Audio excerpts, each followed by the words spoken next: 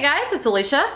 Today I am doing a little bit of holiday baking and I'm going to be making some gingerbread. I think gingerbread is the perfect Christmas time treat, so I like to make it this time of year, and I thought I would go ahead and just show you guys how I make mine. Now the recipe that I'm using I originally found on the WW app, and I actually did make some changes to that, so it's a little bit different than theirs now. It's also a little lower in points than theirs. But I will make sure and have a link to my recipe builder where you can find this. This is a really quick and easy gingerbread. It comes together in just a few minutes. So let me show you real quick what you're gonna need to make this. First off, you're gonna need some all-purpose flour. That is 1.5 cups. And then in here, I have got a ½ teaspoon salt, a ½ teaspoon baking soda, 1.5 teaspoons baking powder, 1¼ teaspoon ground ginger, ½ teaspoon cinnamon, and then 1/4 teaspoon cloves. You're also gonna need some brown sugar. Now I used to make this with just regular brown sugar. I now use this Truvia brown sugar blend. I am gonna be using 1/4 cup of this. I'm also gonna be using 4 teaspoons of this Brummel Brown. I get a lot of people asking me what this is. It is just a light butter spread, essentially made with yogurt. So you could use whatever type of light butter spread you want, but this is my favorite. You're also gonna need 1 large egg, a 1/3 cup molasses, and then in here I have a ½ cup low-fat buttermilk. Now, I don't typically buy buttermilk, so what I normally do is just make my own, and it's very simple to do. You simply add either lemon juice or vinegar to your milk, and that makes buttermilk, essentially. So for the ½ cup, what I did was I added in 1.5 teaspoons of lemon juice, and then I just filled to the ½ cup line, and that is my ½ cup buttermilk. So just a little tip, if you want to make your own buttermilk, or if you have a recipe that's calling for buttermilk and you don't have it, you can very easily make your own. And also, I should say, so you put those together, you stir them, and then you let it sit for 5 minutes. And then voila, you have got buttermilk. Also, here, and finally, is 1/4 cup water. And that is everything that's in this, so let's get started.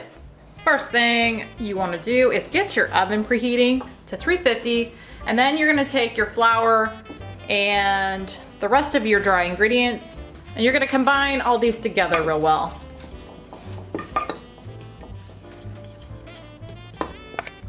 And there's my helper. Okay, I've got that all combined. And now I'm gonna set that aside. And I've got my mixer here. And so now what I'm gonna do is I'm gonna take my remaining ingredients and I'm gonna add them all to my mixer. So I'm gonna start with my buttermilk, my water, my egg, 1/4 cup brown sugar blend, and my 1/4 cup Brummel Brown. And then finally my 1/3 cup molasses.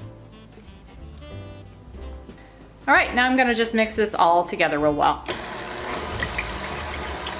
All right, I wanted to show you guys this. I've been stirring this. It is all stirred together, but my Brummel Brown is kind of all floating on the top there. I typically melt this before I put it in there, and I would recommend doing that. It'll work a lot better than this, but it's gonna be fine. It just looks weird.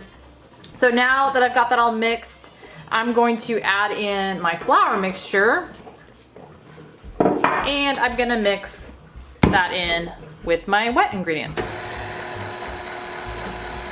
I've got that all mixed together well, so now I'm gonna take a 9x9 cake pan here, and I'm gonna spray it with a little cooking spray.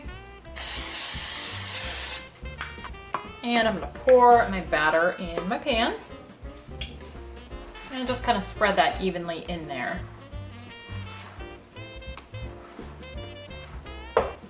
And I'm gonna bake this at 350 for about 40-45 minutes, maybe a little bit longer. Basically, you want to bake it until if you touch it, the cake, it's going to spring back. But I will be back once this is done.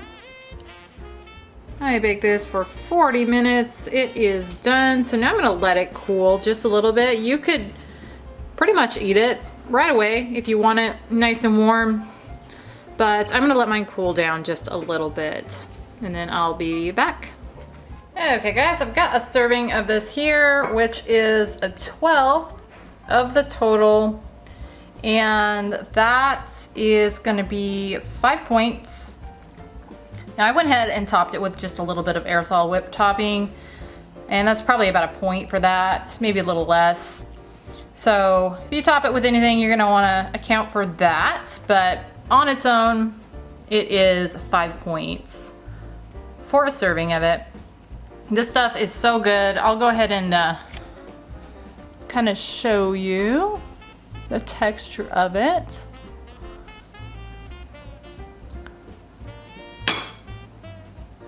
It's moist, soft, and I love the flavor of it. I love ginger flavored stuff in general, but I really love gingerbread.